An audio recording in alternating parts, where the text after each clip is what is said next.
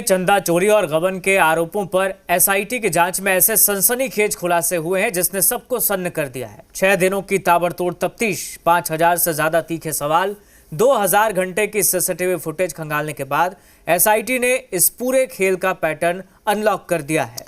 अयोध्या में इस वक्त हड़कंप मचा हुआ है क्योंकि श्री राम जन्मभूमि तीर्थ क्षेत्र ट्रस्ट के पदाधिकारियों और संदिग्ध कर्मचारियों के जिला छोड़ने पर रोक लगा दी गई है। एसआईटी के नए खुलासे क्या हैं, आपको अपनी रिपोर्ट में दिखाते हैं।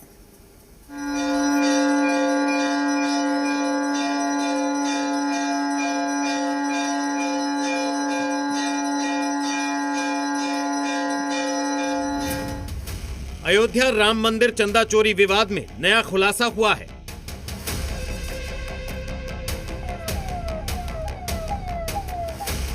एसआईटी की जांच में चंदा चोरी का एक तय पैटर्न सामने आया है।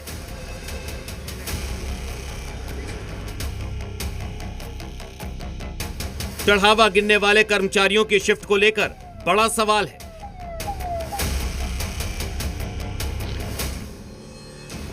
एसआईटी की जांच में चंदा चोरी का एक तय पैटर्न सामने आया है। नियमों के मुताबिक हर कुछ दिनों में चढ़ावा गिनने वाले कर्मचारियों की शिफ्ट बदल दी जाती थी, लेकिन एक खास शिफ्ट ऐसी थी जिसमें कभी कोई बदलाव नहीं हुआ। अनुकल्प मिश्रा और लवकुश मिश्रा हमेशा एक ही शिफ्ट में काम करते रहे और टिन्नू यादव भी इसी शिफ्ट में उनके साथ मौजूद रहता था। एसआईटी को शक है कि इसी शिफ्ट के दौरान दान पेटी से चंदा उड़ाया जाता था।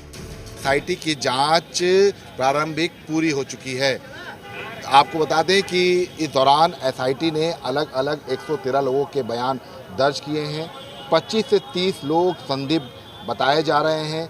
इसके अलावा एसआईटी ने अलग अलग शिफ्ट में काम करने वाले तमाम जो यहाँ पर ट्रस्ट से जुड़े हुए कर्मचारी थे उनसे भी पूछताछ की है।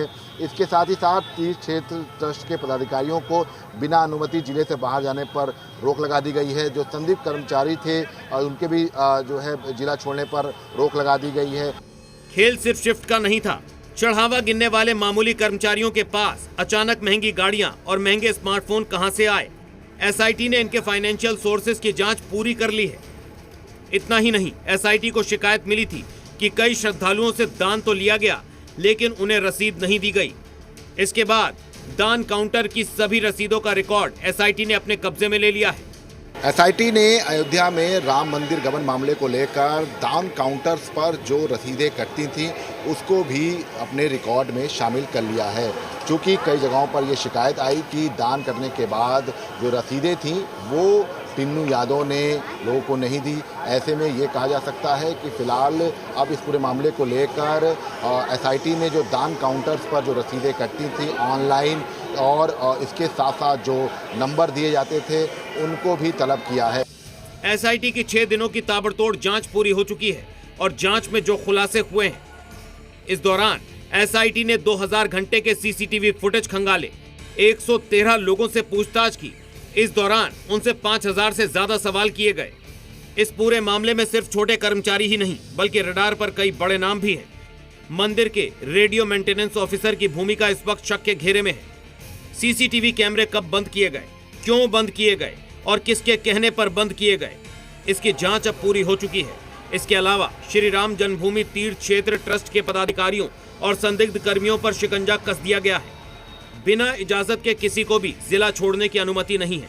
एसआईटी ने अपनी जांच का दायरा सिर्फ दान पेटी तक सीमित नहीं रखा है। दान के पैसों के दुरुपयोग और अनावश्यक खर्चों का पता लगाने के लिए प्राण प्रतिष्ठा से पहले और 2021 तक के पुराने जमीन खरीद के रिकॉर्ड खंगाले गए हैं। ट्रस्ट ने पिछले कुछ सालों में करीब 44 एकड़ जमीन खरीदी है, जिनमें से कई प्लॉट्स के लिए जरूरत से ज्यादा पैसे दिए गए। एसआईटी ने इसके पीछे की वजह जानने के लिए जमीन के पुराने मालिकों और ट्रांजैक्शन करने वाले बैंक अधिकारियों को रिकॉर्ड समेत तलब कर पूछताछ की है। एसआईटी ने जमीन से जुड़े हुए मामलों के कागजात भी तलब किए हैं।